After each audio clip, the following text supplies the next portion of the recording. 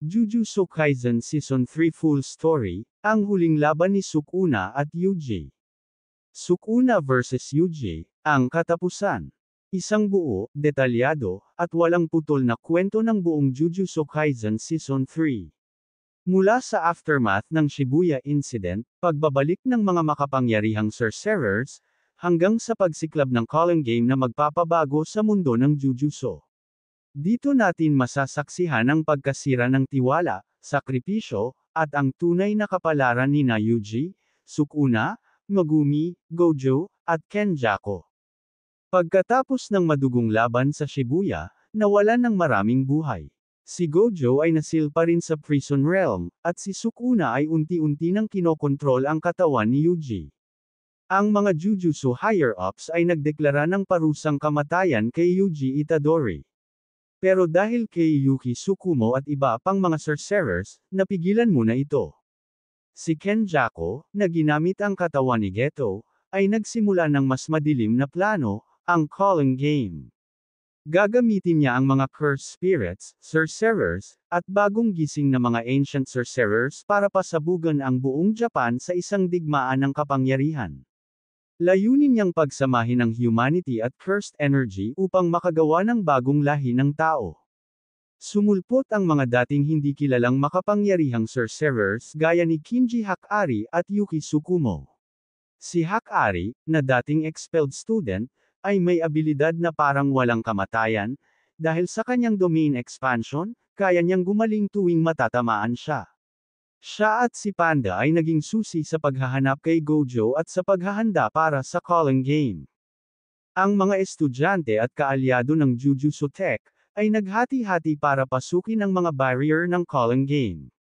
Si Yuji at Megumi ay pinasok ang Tokyo Colony, habang si Namaki at Panda ay sa iba't ibang colony.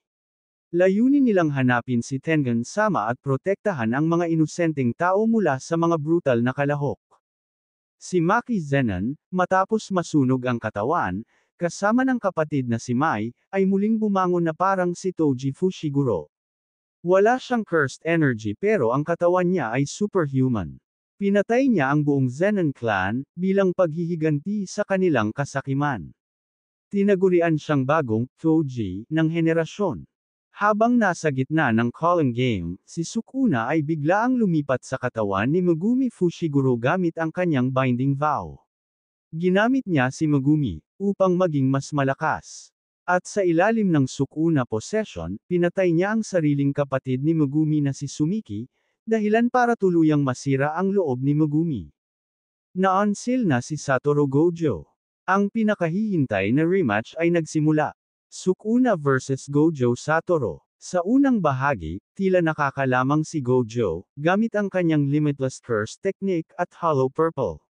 Pero si Sukuna, gamit ang Ten Shadows technique ni Megumi, at ang kanyang sariling domain expansion, Malevolent Shrine, ay tuluyang pinatay si Gojo sa isang brutal na laban.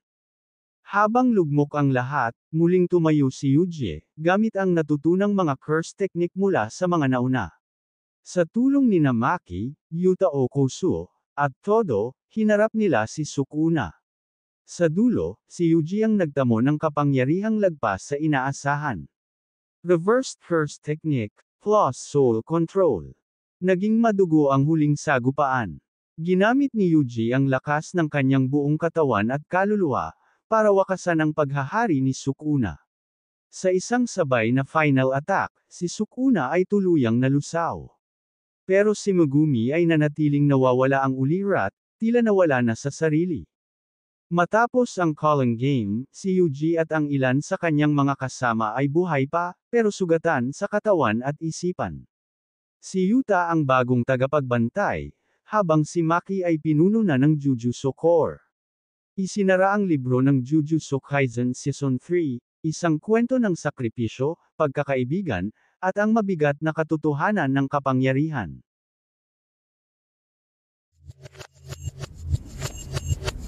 Yeah.